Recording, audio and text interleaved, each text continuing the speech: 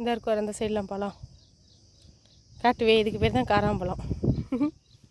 கொஞ்சம் துவப்பாக பழம் நல்லா இனிப்பாக இருக்கும். துவப்பு இனிப்பும் கலந்துருக்கும். இந்த செடியோட இலையை பிடுங்கி தான் இந்த பரு மாதிரி பிறப்பு வரும்ல பெருசாக, அதுக்கெல்லாம் வந்து வடித்த நீச்ச தண்ணி இல்லை அரிசி கழுவுன தண்ணியில் வேக வச்சு கட்டுவாங்க அந்த பிறப்பிட்டு வர்ற இடத்துல. அதாவது வந்து பருவே வந்து பெரிய பருவாக வர்ற மாதிரி இருக்கும். அதை வந்து வேனை கட்டி இப்படி சொல்லுவாங்க. அந்த ஹீட்டுக்கு வந்து பெரிய பருவாக வரும்.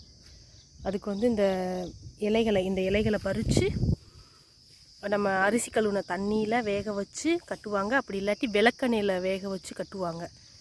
விளக்கெண்ணெயில் நல்லா இந்த இலையை பிடிங்கி வதக்கி அந்த பிறப்பிட்டு வர்ற இடத்துல, அந்த பரு வர்ற இடத்துல கட்டி விட்டோம் அப்படின்னா வந்து அந்த பரு வந்து அந்த சலம் கரு ரத்தம் எல்லாமே வெளியேறிடும் அப்படின்னு சொல்லுவாங்க. இதுக்கு பேர் தான் காராஞ்செடி. இதுலேருந்து தான் அந்த பழம் வரும், காராம்பழம் அப்படின்னு சொல்லிட்டு. இதை பறித்து சாப்பிடுவாங்க. இந்த இருக்குது பாருங்கள், இதுதான் காராம்பழம். துவப்பும் இனிப்பும் கலந்துருக்கும். சும்மா எடுத்து சாப்பிடு, நல்லது தான். இதெல்லாம் பியூர் ஆர்கானிக்கு.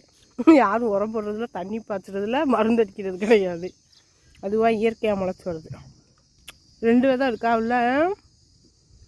அவங்களுக்கு முடிக்கிட்டு வா, கொண்டுட்டு போவோம் காராம்பழம்.